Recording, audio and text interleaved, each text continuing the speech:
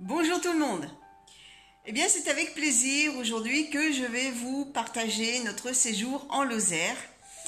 La Lozère, eh bien, c'est un département le moins peuplé de France qui se trouve en Occitanie. Et il faut savoir que dans les temps anciens, la Lozère s'appelait le Gévaudan.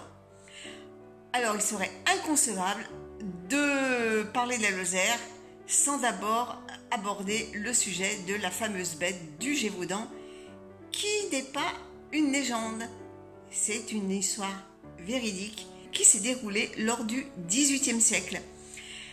Allez, bien écoutez, sans plus attendre, installez-vous. Allez, c'est parti.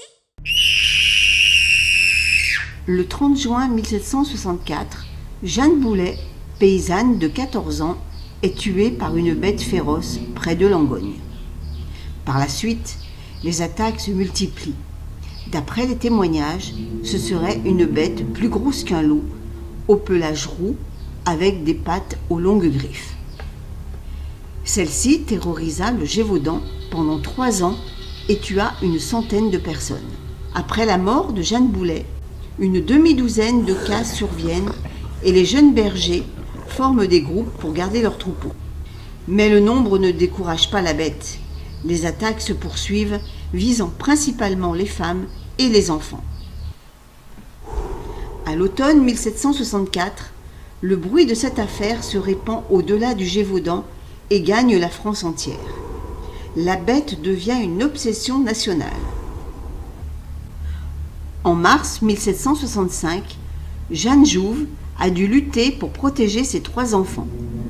L'un d'eux, âgé de 6 ans, ne survivra pas à ses blessures. Mais le plus célèbre témoignage est celui de Marie-Jeanne Vallet, qui a mis en fuite la bête après l'avoir blessée au poitrail avec sa baïonnette. Début 1765, l'affaire du Gévaudan a pris une telle ampleur que Louis XV s'en mêle.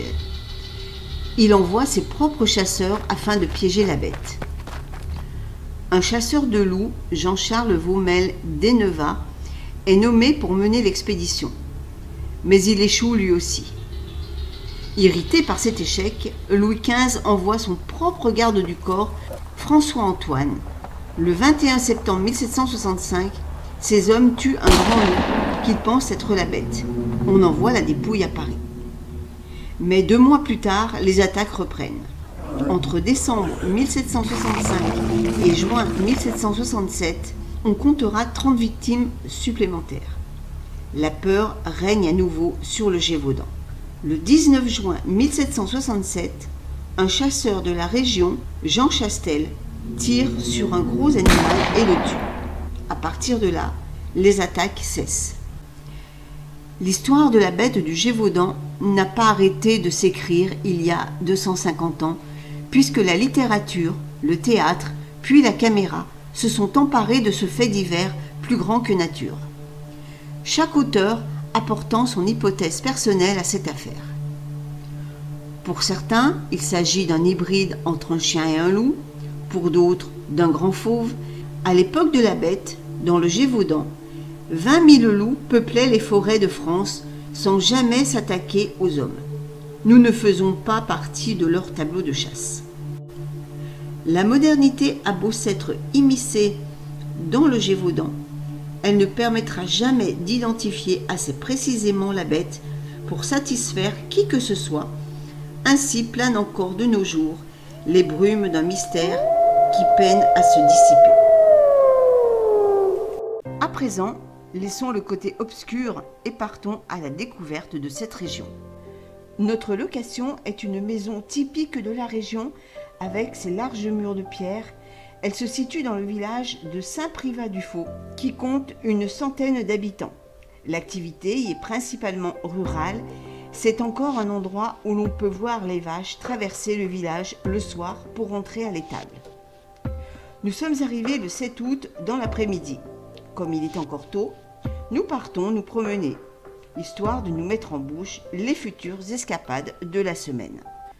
Nous quittons le village pour nous rendre au Malzieu, petite ville médiévale de 735 habitants. C'est dans ce charmant cadre de vie où coule la Truyère que nous longeons.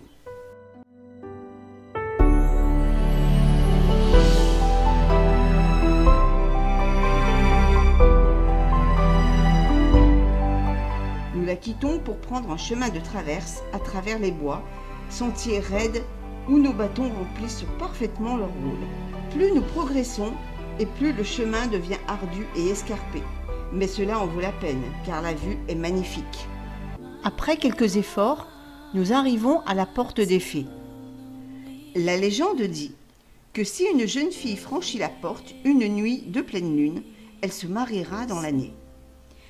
C'est une pierre qui tient en équilibre depuis les temps anciens. Elle surplombe les gorges de la Truyère. Ce matin, nous partons pour le parc des loups du Gévaudan. Il se situe en Margeride, à plus de 1000 mètres d'altitude. Plus de 100 loups, Canada, Sibérie, Mongolie, Nordique et Pologne, vivent en semi-liberté dans un espace boisé de plusieurs hectares. C'est le plus grand parc des loups d'Europe. Ce parc, tout d'abord, fut l'œuvre d'un seul homme, Gérard Menatori.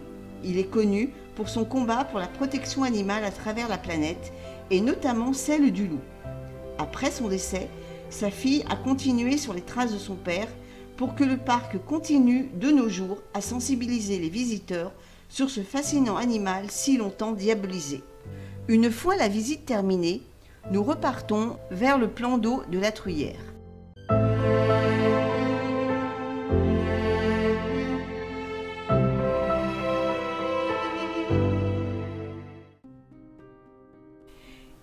Il y a également une réserve à visiter. C'est celle des bisons d'Europe située en Margeride à Sainte-Eulalie. La visite se fait en calèche et nous découvrons ces puissants animaux au rythme des pas des chevaux. Le bison d'Europe est un rescapé des temps préhistoriques. Il a vécu dans les forêts européennes jusqu'au Moyen-Âge. Le bison d'Europe est le plus lourd mammifère de la faune terrestre européenne. Les mâles peuvent atteindre la tonne et mesurer 2 mètres au garrot. Les femelles sont plus légères et leur poids ne dépasse rarement les 600 kg. Contrairement au bison des plaines américaines, le bison d'Europe vit dans la forêt pour y trouver refuge et subsistance. Sa nourriture est composée à 80% d'herbes et 20% de ligneux.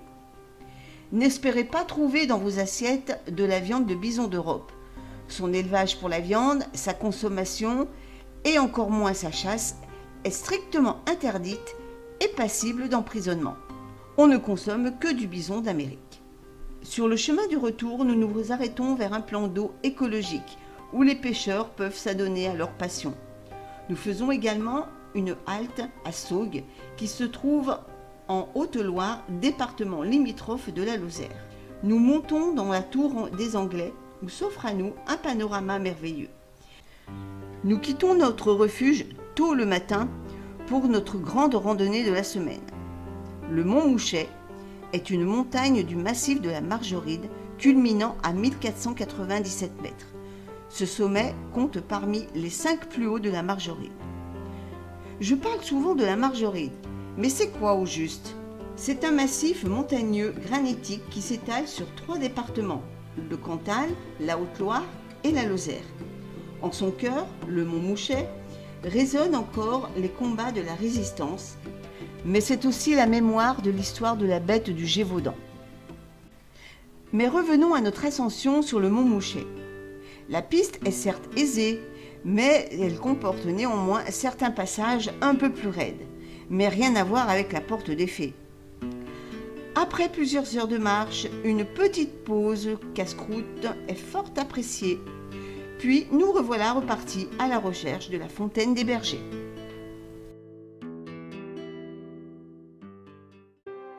Notre curiosité nous pousse vers l'Aubrac où le décor est totalement différent de celui de la Margeride.